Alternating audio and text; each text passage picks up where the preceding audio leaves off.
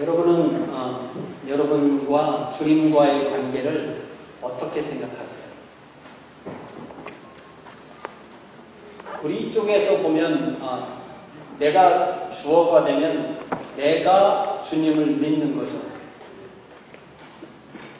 또 더 정확하게 또 더 우리를 강조해서 말하면 내가 주님을 선택한 거죠. 내가 주님을 따라가는 거죠. 마치 내가 주체가 되고 주님이 객체가 돼서 내가 주님을 선택한 것처럼 그렇게 생각할 수 있습니다. 그러나 성경을 보면 그렇지 않습니다. 성경을 딱 열어보면 그렇지 않아요. 성경을 열어보면 성경에서는 주님이 우리를 선택하시고 주님이 우리에게 믿음을 주셨다고 되어 있어요. 주님이 우리를 부르셨고 주님이 우리를 제자로 선택하셨다고 그래요. 그러니까 성경은 분명하게 우리 주님이 주님과 우리의 관계에서 주도권을 갖고 계신다고 말씀하세요. 예를 들면 요한복음 15장 16절 앞에 부분을 보면은 너희가 나를 택한 것이 아니요 내가 너희를 택하여 세웠다고 우리 주님께서 그렇게 말씀하십니다. 그렇기 때문에 주님과 우리의 관계를 묶어주는 우리가 주님을 믿는 그 믿음은 우리가 만들어내는 것이 아니고 주님께서 우리에게 주셔서 우리가 갖게 되는 것입니다. 마치 모든 자녀들이 그 생명의 근원은 부모에게서 온 것처럼 우리의 주님과의 관계에서 주님이 우리를 택하시고 주님이 우리에게 믿음을 주시는 거예요. 그렇기 때문에 주님의 자녀가 우리의 신앙생활을 함에 있어서 어려움을 이겨내는 그 어려움을 이겨낼 수 있도록 하는 그 힘도 사실은 주님께 오는 거예요.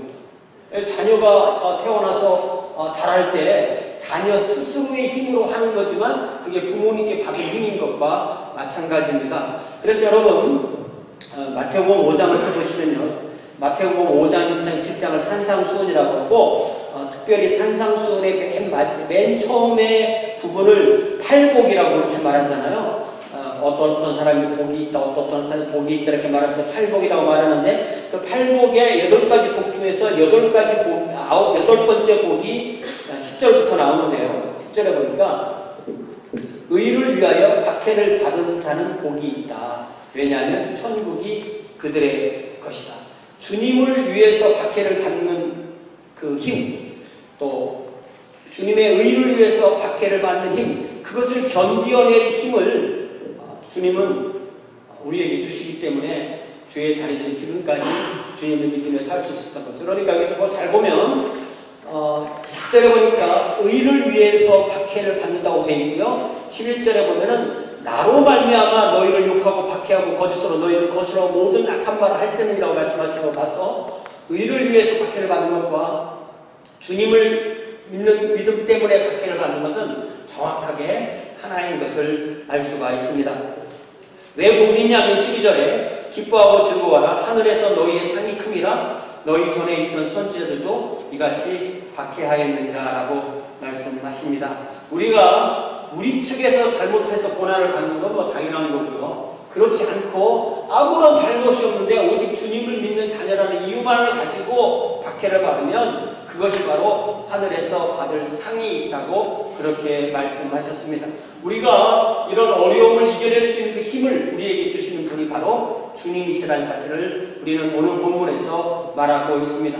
히브리서 말씀은 때로는 아주 엄한 경고의 말씀도 해주시는데 그런 경고의 말씀을 해주시고서 우리가 그 어려움을 이겨낼 수 있는 근거는 바로 주님께서 우리에게 그것을 이겨낼 힘을 주시기 때문에 이겨낼 수가 있다. 그러니까 우리가 신앙생활의 경주를 다 경주하고도 주님께 상을 받으면서도 이것이 내가 잘해서가 아니라 주님께서 나에게 잘하도록 해주셔서 했구나 라는 것을 알게 되는 거죠. 그래서 오늘 우리가 이 말씀을 들으면서 주님 안에서의 확신과 담대함 그리고 인내와 믿음을 지킬 수 있는 주의 자리들이 되시길 바랍니다. 32절에 보니까 히브리서를 처음 받은 독자에게 옛날을 좀 돌아보도록 이렇게 말해주고 있습니다.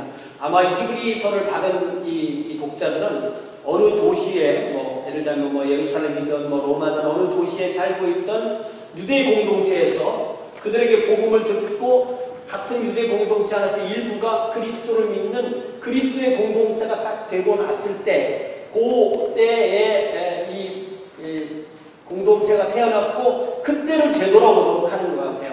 그러면서 여러분이 처음에 예수 그리스도의 빛을 받은 후에 바로 고난의 싸움을 싸웠는데 그 싸움이 큰 싸움이었고 그것을 이겨낸 것을 한번 기억해봐라, 이렇게 말을 합니다. 유대인들 공동체는 구약성경 율법을 통해서 율법을 배우고 메시아를 보내주신다는 약속의 말씀을 듣고 어느 날 우리 주님께서 오셔서 복음을 완성하시고 그 예수님에 대한 복음을 딱 듣고 하나님을 택한 사람들이 예수님을 딱 믿었는데, 그러고 나니까 같은 동료들, 그 동료가 누구겠어요? 가족일 수도 있고 친구일 수도 있고 한 회당에서 함께 예배드리는 사람이 갑자기 내가 예수를 믿는다고 해서 엄청난 고난을 해올 때 이 고난의 큰 싸움을 싸우지 않을 수가 없는 그런 상황이 되었던 것입니다. 우리 주님은 주님이 주님이시기 때문에 주님이 우리를 사랑하시고 우리를 향한 목적을 가지고 계시기 때문에 때로는 우리를 이러한 고난의 상황에 집어넣으세요. 여러분 부모가 자녀가 사랑스럽잖아요. 사랑스러우니까 온실을 만들어 놓고 따뜻한 온실 속에 있어라. 너는 밖에 나가면 병이 걸리고 나쁜 사람 만나게 되고 밖에 가면 자살하고 날 수 있고. 그렇게 합니까? 그렇게 안 하죠. 마찬가지로 우리 주님도 우리를 사랑하시기 때문에 때로는 우리를 훈련시키기 위해서 우리를 고난의 큰 싸움 속에 우리를 집어넣습니다. 가까이는 내 안에 있는 죄의 본성 때문에 죄와도 싸워야 되고요. 또 때로는 우리가 몸을 가지고 있기 때문에 우리 몸이 때로는 약하기 때문에 육체의 질병이나 사고나 또 그런 약함과도 싸워야 되고요. 때로는 집안 식구가 원수라고 있기 때문에 때로는 다 가까운 사람과도 갈등이 일어나기도 하고 이웃이나 동료에게 불이익이나 조롱이나 경멸을 받을 수가 있습니다. 히브리서를 받는 독자들은 특별히 동족에게 심한 비난을 받았습니다. 그러나 성도는 그 큰 싸움을 견뎌낼 수 있는 이유가 주님께서 그 큰 싸움을 이길 수 있는 힘을 주시기 때문에 그 큰 싸움을 이길 수 있고, 그래서 실제로 이 히브리 성도들은 그 싸움을 이겼고 히브리서 기자는 그것을 지금 상기시키고 있습니다. 자, 그런데 그들에게는 어떤 환란이 있었나요? 좀 더 구체적으로 보니까 33절에 보니까 비방과 환란으로서 사람들에게 구경거리가 되었다, 이렇게 말했어요. 예수님을 믿는 믿음 때문에 핍박을 받고 어떤 공동체에서 따돌림을 당하고 사람들 앞에 손가락질을 받으면서 저 사람이 예수 믿는 사람이다, 이렇게 비난하는 것을 당하게 된다는 것입니다. 그러나 주님의 이름으로 핍박을 받을 때 주의 자녀들은 혼자가 아니라는 것을 기억하시길 바랍니다. 주님이 함께 계시고요. 더 나아가서 성령께서 그 안에 내주어 계시고 더 나아가서 주님을 따르는 성도의 무리, 곧 교회가 있습니다. 여러분, 교회는 왜 자꾸 이렇게 오라고 하는지 아세요? 제 목사가 여러분에게 가장 많이 하는 말이 교회 와라, 이 말하죠. 그죠? 네, 교회 와라.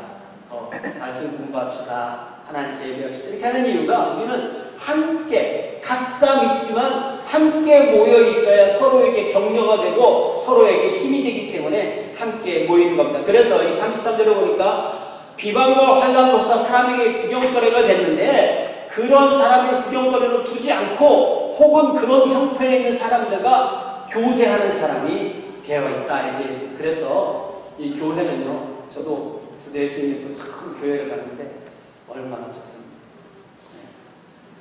영적인 가족이니까 새로운 가정이 생기게 되는 거죠.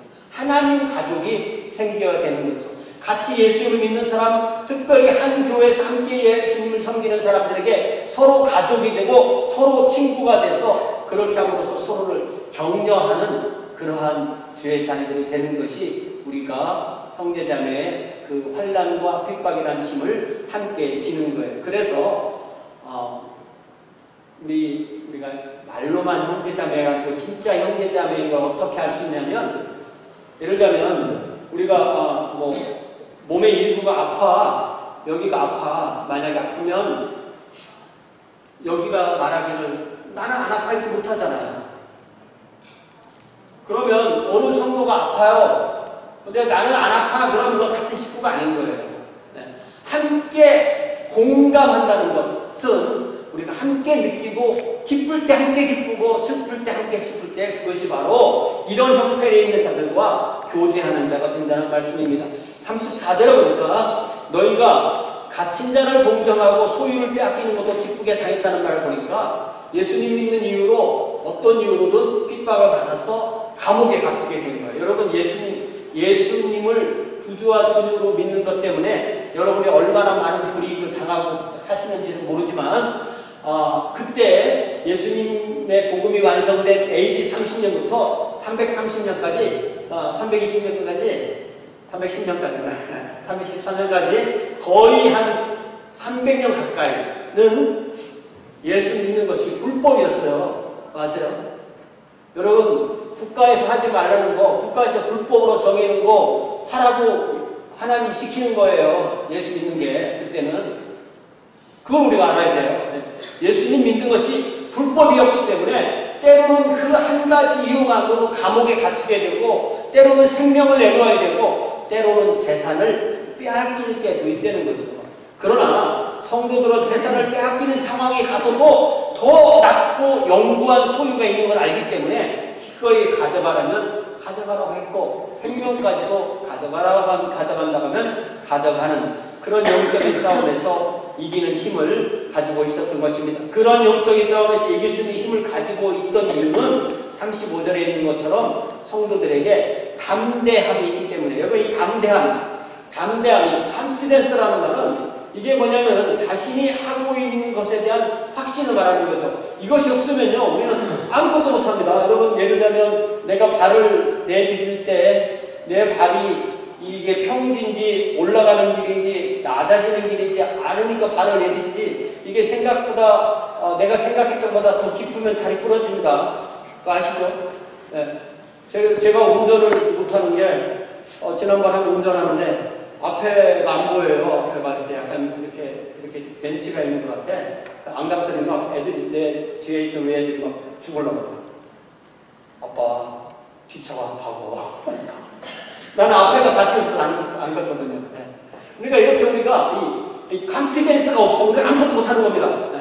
근데 우리가 주님을 믿는 이 믿음에 있어서 이 담대함을 가지고 있어야만 우리가 주님과의 관계가 계속 유지되는데 우리에게 그 담대함을 주시는 분이 바로 우리 주님이십니다. 우리를 택하시고 우리를 거듭나게 하셔서 주님의 자녀, 주님의 제자로 삼으신 우리 주님께서 우리와 주님과의 관계를 계속 유지하도록 우리에게 주시는 이것을 바로 담대함이라고 해요. 우리가 이 담대함이 없으면 예수님을 주님이라고 부를 수 있겠어요?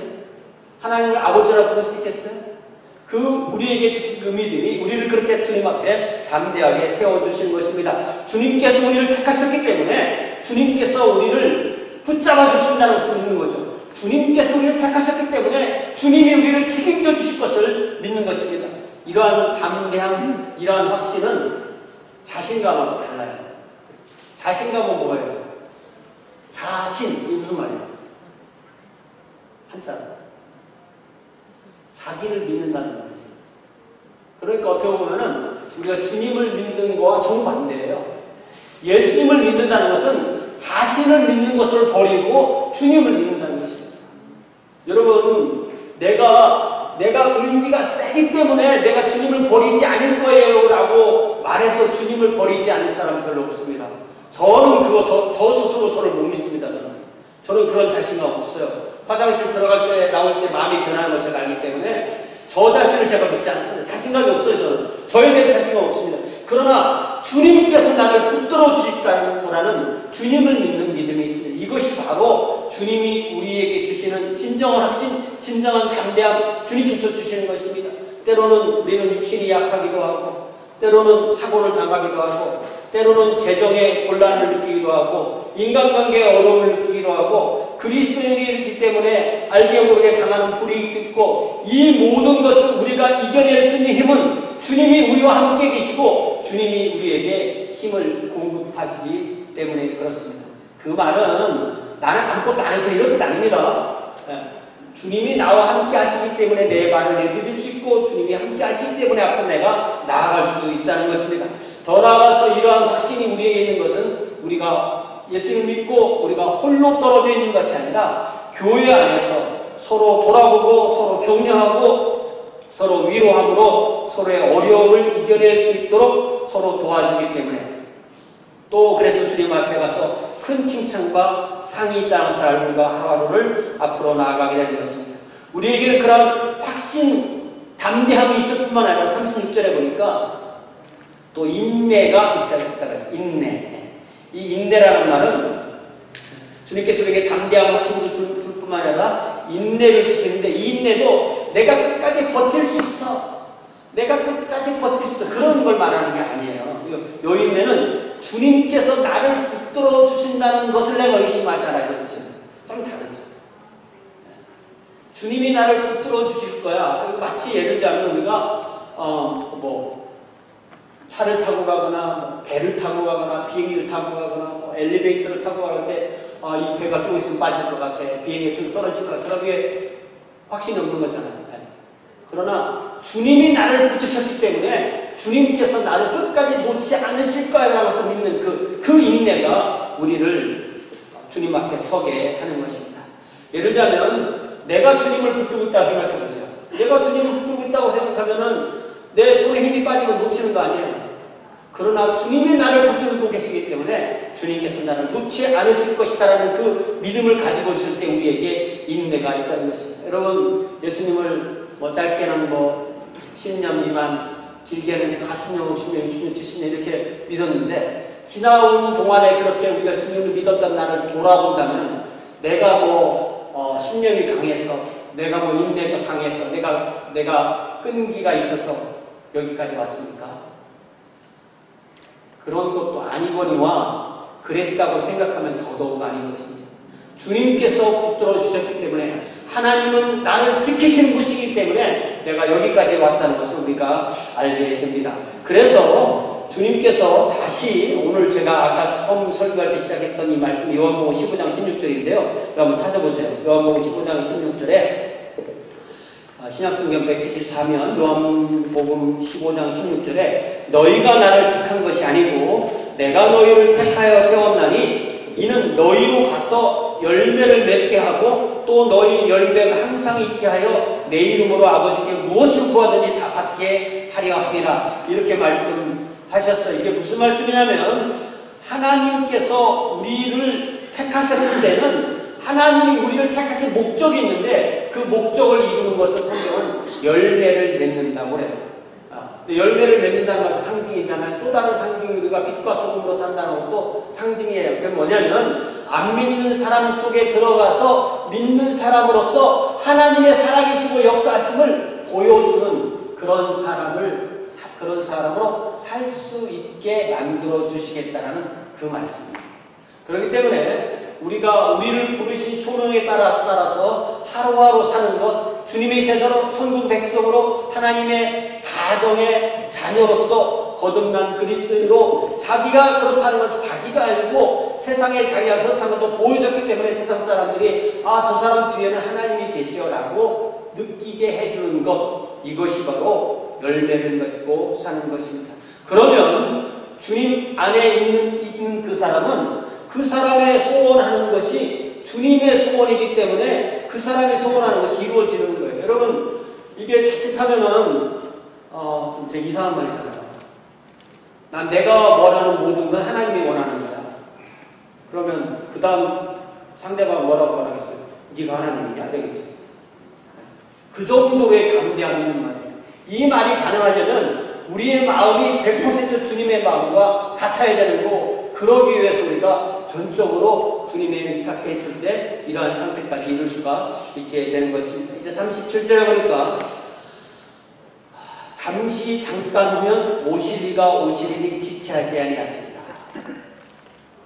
근데 이 말씀을 해줄 때가 지금 1900년이 지났어요. 그죠? 주님이 아직 안 오셨어요. 그죠? 그러면 주님이 지체하시는 거예요? 지체하지 않으시는 거예요? 몰라요? 이 말씀에 뭐라고 되어 있어요? 그럼 주님이 지체하시는가 안 하시는가? 아니 써있는데 몰라요? 자 1900년 전에 이 말씀 해주셨어요. 네? 1900년 안 오셨어. 잠시 잠깐만 오실 거예요. 지체하지 않으신데, 근데 아직 안 오셨어. 그러면 진짜 하시는 거야, 안 하시는 거야? 지체하지 않으시는 겁니다. 성경에 뭐라고 되어 있어요? 지체하지 아니하신다는 딱 지체한다고 그래요. 우리 생각이 잘못된거라니까. 여러분이 1900년 기다렸다 생각해, 여러분들. 그죠? 내가 1900년을 기다리는데. 왜? 40년 정도밖에 안 기다렸어. 각 사람에게 보면 많이 기다려봤자 가장 많이 기다린 사람이 120년.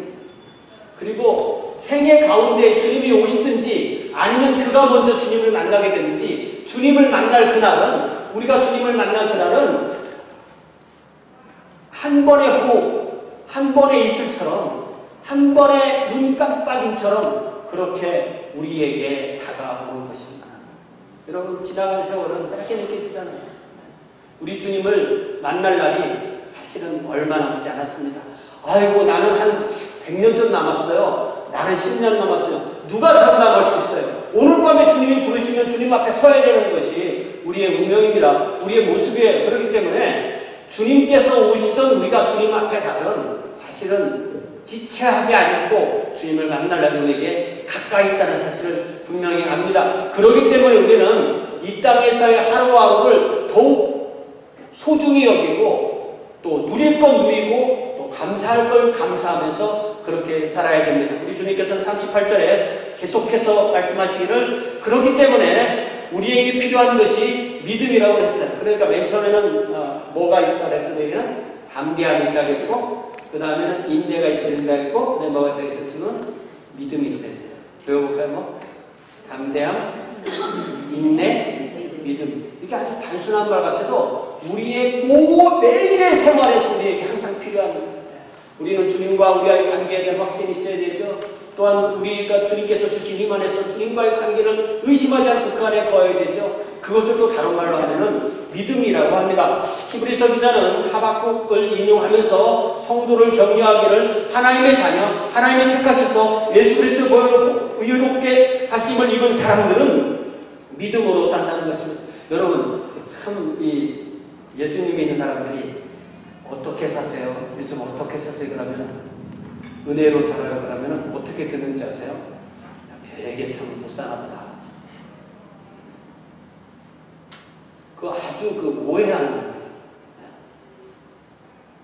모든 그리스도인이 은혜로 살고 모든 그리스도인이 믿음으로 살아야 되는 거예요. 예수 그리스도의 보혈로 구원받아서 하나님의 자녀가 되고 믿음으로 의롭다 하는 모든 성도들은 믿음으로 삽니다. 그러니까 믿음으로 산다는 말씀이 무슨 뜻인가요? 하나님이 나를 끌어주시는 분, 하나님이 나에게 은혜를 베풀어 주시는 분, 내가 물을 지날지라도 불을 지날지라도 낮의 해와 밤의 달이 나를 해치 않을 것이라고 하나님이 나를 하나님의 자녀로 선택했기 때문에 하나님의 뜻을 이루기 위해서 하나님이 나를 지켜주실 것이라고 하나님 중심으로 믿고 따라가는 그 삶이 바로 믿음으로 사는 것입니다. 지금까지 말한 대로 담대함으로 살고 인내로 사는 것이 또한 믿음으로 사는 것입니다. 이렇게 담대함과 인내와 믿음으로 사는 성도는 뒤로 물러가지 않는다고 했어요. 여러분, 여기 39절에 보니까 우리는 뒤로 물러가 멸망할 자가 아니고 뒤로 물러가 멸망할 자가 아니다.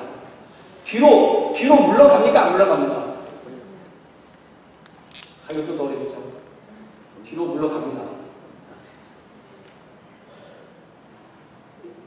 물러가면 안 되지만 물러간다고 합니다. 그러나 아예 뒤로 물러가는 게 아니죠. 왜? 뒤로 물러갔다가 앞으로 가려고. 이렇게 파동이 있잖아요. 파동이. 이렇게 내려갈 때도 있지만 올라가고, 내려갈 때도 올라가고. 그렇지만 크게 보면 올라가듯이. 그렇게 우리가 잠시 뒤로 물러갈 수도 있지만, 목사가 최고 무서워하는 말이 뭐냐면은, 목사님 조금 잠시 쉬기로 했어요. 이런 말 하면 굉장히 무서워합니다. 성도들은 참 그 말 좋아해요. 목사님, 제가 조금만 쉴게요. 저는 그 말이 어떻게 들리냐면, 예수님 그만 믿을게, 이런 말씀 들려요. 그런 말은 아닌데 그렇게 무서워합니다. 왜냐하면 잠시 쉰다고 하는 것이 한 주, 두 주, 한 주 쉬고 그 다음 주 하면 힘이 5 정도 필요하다면 한 달 쉬고 그 다음 주 하려면 한 50 정도 필요하고 1년 쉬고 예수님 다시 믿으려면은 평생 못 믿을 수도 있어요. 그렇기 때문에 정말 사람이 먹을 때도 있고 잘 때도 있듯이 잠시 물러날 수도 있지만 잠시 뒤로 물러가서 멸망에 빠질 그럴 사람으로 주님 앞에 부르지는 않았다는 것입니다. 이것은 참된 믿음이 아닙니다. 이 뒤로 물러가 멸망에 빠지는 그 사람은 예수님 믿는 사람이 아니고 예수님을 믿는 것처럼 보였을 사람일 수도 있는 거예요. 그렇기 때문에 우리를 신뢰한다면 내가 언제까지 예수님 믿을지 내가 스스로 어떻게 알아? 이런 말을 할 거예요. 그러나 주님이 나를 붙들어 주시기 때문에 나는 결코 뒤로 물러가 멸망할 자가 아니고 오직 나의 영혼을 구원하는 나를 구원하시는 믿음을 우리 주님께서 주셨기 때문에 내가 주님과 함께 할 수 있어. 이 확신이 우리에게는 주어지게 되는 것입니다. 우리는 우리를 신뢰하는 그 신념, 그 자신감을 우리의 믿음으로 믿는 것이 아닙니다. 우리의 믿음은 지금까지 여기까지 나에 대해서 창세전부터 계획하시고 나를 저한테 부르시고 나를 여기까지 끌어오시고 주님과 함께 나의 인생의 여정을 여행하게 하시고 어느 날은 이 육체를 벗어나서 주님을 만나게 얻고 최종적으로는 부활의 몸으로 새하늘과 새 땅의 주님과 살게 하는 그 모든 여정길에 주님이 나와 함께 하신다는 그 확신을 갖는 것이 바로 우리에게 주신 믿음인 줄 믿습니다. 이 믿음이 있는 사람은요, 인생을 허투루 살지 않습니다. 자기가 누군지를 자기가 알아요. 나는 거룩한 성도야. 나는 하나님의 자녀야. 나는 하나님의 왕국의 백성이야. 주님을 따라가는 주님의 제자야 라고 고백하게 되면 여러분 디모데후서를 찾아보세요. 디모데후서에 보면은 이 디모데후서가 왜 중요하냐면 이게 사도 바울이 정말 자기의 순교를 눈앞에 보면서 쓴 편지거든요. 그러니까 이게 마치 유언 같은 거예요. 유언 같은 건데 거기 디모데후서 4장 6절에 보니까 자기 자신을 뭐라고 표현하냐면 전제라는 말이에요. 전제. 참 어려운 말이에요. 전제. 이게 무슨 말이냐면 드링크 오퍼링이라는 건데 이게 무슨 말이냐면은 이 구약시대에는 이렇게 하나님께 포도주나 이런 거를 이 제단에 이렇게 빨간 그 제단불에 부어서 드리는 예배가 있었어요. 그거와 마찬가지로 자신도 이렇게 자신이 이제 로마 제국에게 순교를 당할 때 이제 붉은 피가 나올 거 아니에요. 그 붉은 피를 하나님께 드린다는 의미로 전제를 이렇게 말하면서 전제와 같이 내가 벌써 부어지고 그러니까 아직 부어지지 않았지만 부어질 때가 오니까 이렇게 확신 있게 쓰고 그 다음에 나의 떠날 시각이 가까웠다. 이 무슨 말이냐면은 항구에 이렇게 배를 정박해 놓으면 보통 이중장치를 해놓습니다. 하나는 닻을 내리고요. 그 다음은 밧줄로 배를 이 기둥에 묶어 놓습니다. 그러면 배가 떠나려면은 세 가지를 해야 되겠죠. 뭐를 해야 됩니까? 닻은 올리고 밧줄은 풀고 돛은 올리고 그러면 바람을 받아서 팍 떠나는 거예요. 그러니까 나의 떠날 기약에 가까웠다는 말은 이제 이 밧줄이 풀리고 이 돛이 올라가고 다시 거꾸로 닻을 올리고 돛을 달고 된다는 거예요. 그럴 때가 왔다는 말이에요. 그러면서 하는 말이 10절에 세 가지 완료형 동사를 쓰면서 뭐라고 말하냐면 나는 나의 선한 싸움을 다 싸웠다. 나는 나의 달려갈 길을 다 달렸다. 그리고 나의 믿음을 지켰다. 이렇게 말을 해요. 이건 뭐냐면 자기 인생을 끝까지 선한 싸움을 싸웠습니다. 나의 신앙의 경주를 끝까지 달렸습니다. 나의 믿음을 끝까지 지켜냈습니다. 라고 그렇게 말합니다. 이 고백을 하기 위해서 사도 바울은 매일의 삶을 영적인 싸움, 영적인 경주, 영적인 믿음을 지키는 그 하루하루를 살아가게 된 것입니다. 그렇기 때문에 마지막에 8절에서는 뭐라고 고백하냐면 이제 내가 로마 제국에서 주는 그 칼이 내 목에 떨어질 때 내가 이제 이 밧줄이 풀려서 주님 계신 곳으로 갈 때 이후로는 나를 위하여 의의 면류관이 예비되어 있었다. 나만 맞지 너희들은 못 받을 가르쳐놨어요. 저는 세상 공부에서 1등을 해본 적이 없어요. 그래서 1등하는 사람만 상 주는 거 보면 참 속이 많이 아팠어요. 그래서 하나님 앞에서 1등만 상 줄까봐 괜히 걱정했는데 잘 보니까 그렇지 않아요. 잘 보시면 자 4장 8절 뒷부분에 보면 나를 위하여 의의 면류관이 예비되었으므로 곧 의로우신 재판장이 그날에 내게 주실 것이며 사도 바울이 나에게만 주는 것이 아니라 주의 나타나심을 사모하는 모든 자에게도 이 상을 주신다고 하셨어요. 그러니까 저와 여러분 이 땅에서 사는 날 동안 또 주님을 만나는 그 순간까지 주님을 만나기를 사모한다면, 그리고 사도 바울처럼 선한 싸움을 싸우고 우리의 인생의 신앙의 경주를 경주하고 우리의 믿음을 주님 안에서 지킨다면 주님께서 아름다운 면류관으로 상 주실 것을 믿으시고 그렇게 주님 앞에 승리하시는 이 안전 되시길 주님의 이름으로 간절히 부탁드립니다. 기도하겠습니다.